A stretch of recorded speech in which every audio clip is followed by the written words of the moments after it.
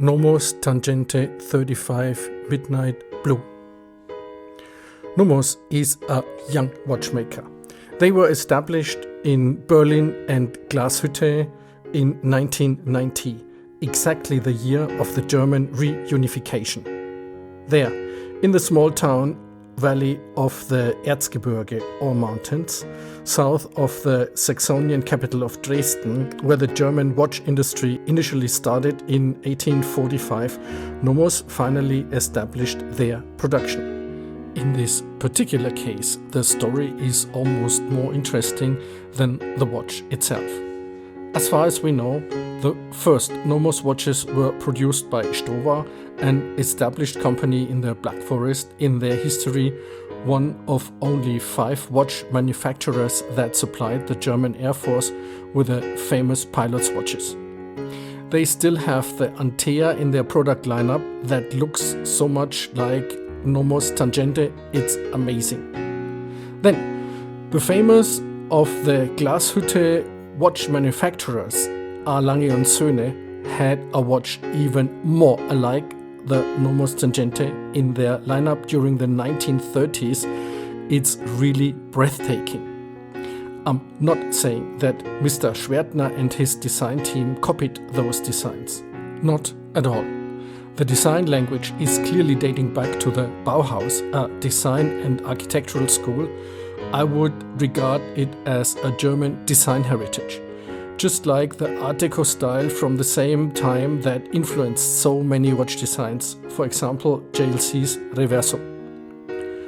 The only conclusion I would like to draw is the design of the Tangente watch is definitely not unique, but it's a deep and intensive contemplation with the Bauhaus design, a consequent developing of it, and a genius marketing that made the Nomos company so successful that they can be regarded as one of the leading watch brands in Germany.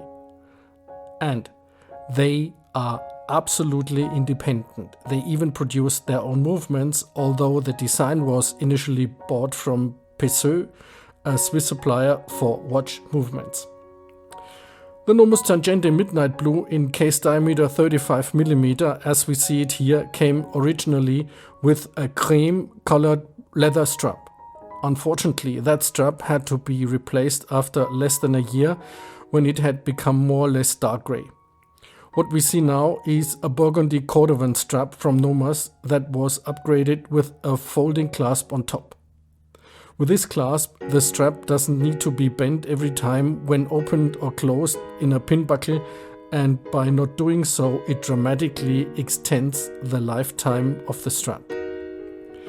The male teenager owning that nice watch received it as a gift on a special occasion. That watch is a really elegant companion when sitting in the classroom, going on errands, or to the cinema and such kind of things.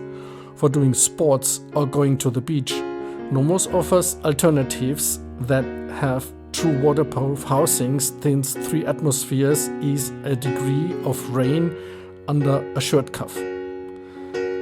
That teenager has a wrist circumference of approximately 160 mm, and the Tangente 35 with a lug-to-lug width of 40 mm are ideal combination by size.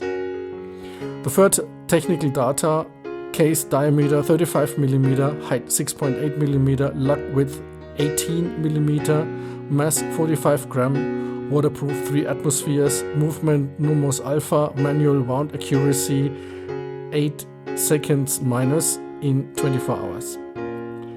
As said before, Nomos is not the real creator of that typical design that we know from this watch brand. It was carried over from the Bauhaus age, and it was and is used by other brands too. But Nomos developed a certain marketing image and consequently sticks to that design, so that today basically every watch enthusiast identifies this design with Nomos. The watch itself is a fine timepiece, widely admired for its clear lines, and as soon as people are offered to have a look through the bottom crystal, its nicely crafted movement too.